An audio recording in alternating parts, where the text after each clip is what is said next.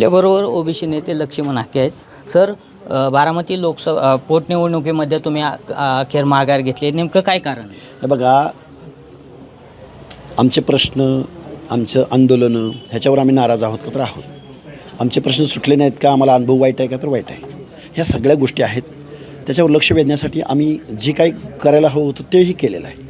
फक्त एक ताईंचा कॉल आणि वरिष्ठ मंडळींचे कॉल आल्यानंतर आम्ही थोडासा विचार केला आणि निवडणुकीमध्ये थांबण्याचा निर्णय घेतला. तर तुम्ही खऱ्या अर्थाने अनेक वर्षापासून ओबीसीचा प्रश्न मार्गी लागत नाहीत म्हणून लढतायत. मग असं असताना तुम्ही आता मनधरणी तुमचे किंवा फोन आले म्हणून तुम्ही मनधरणी सोडावं. मी एक आंदोलक आहे. मी नसतंच मानलं तर ती काय निवडणूक होणारच होती ना. विषय तो नाही आहे. ज्यावेळी एखादा आंदोलक आपले प्रश्न, एखादी चळवळ आपले प्रश्न जर मार्गी त्यांना पण एक संधी दिली पाहिजे ना. नाहीतर आहेच ना, चालूच आहे ना आपलं आंदोलन, हे सुरूच आहे ना.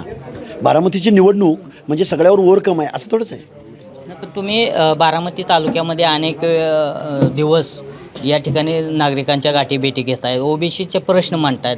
आता हे प्रश्न तुम्ही या पोटनिवडणुकीच्या उमेदवारीच्या माध्यमातून मांडणार होता.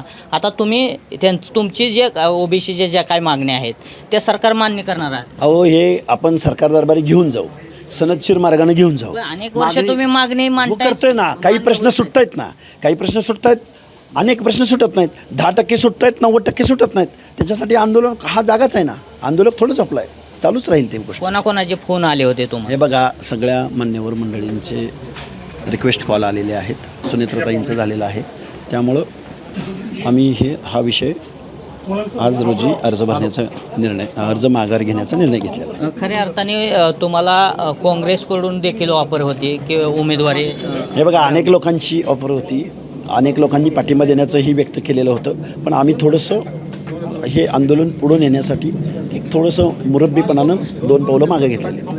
तर हे होते लक्ष्मण हाके. त्यांनी सांगितलेलं आहे की अनेक जणांचे मला फोन आले, यामुळेच आम्ही खऱ्या अर्थाने बारामती पोटनिवडणुकीमधून माघार घेतल्याचं आपल्याला पाहायला सांगितलेलं आहे. नवनाथ बोरकर, जय महाराष्ट्र न्यूज, बारामती.